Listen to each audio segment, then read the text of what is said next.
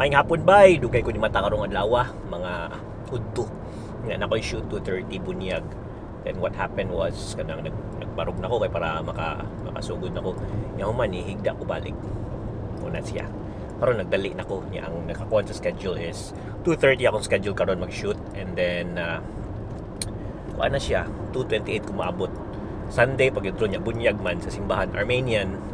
So lisod kinig parking ko niya si Kwati, pero at least mabot ko 2:28 kung overspeed ako karon.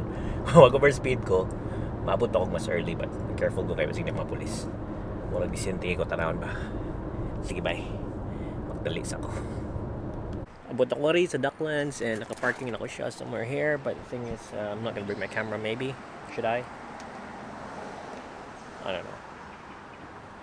Okay, why not? Let's bring the camera. Yeah, mutong adong na ko kay mag-shoot ako sa reception sa bunyag. Let's go. Wala ko madala sa sulod ang camera, pro photo something lang akong ibutang. Na akong shoot by. So muna yung lugar, muna siyang venue, and then muna yung Docklands. So na dagang kinig tao, but now that's fine. Saw somebody here, but anyway, heading out now.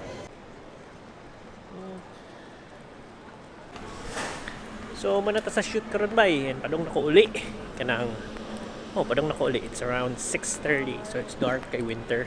Kung di ni winter, hayag ni siya mga till 9 or 10 pa ngit-ngit. Sorry kay uyog akong shot kay dili proper vlogging form akong gibuhat. Anyway, uli na ko bay.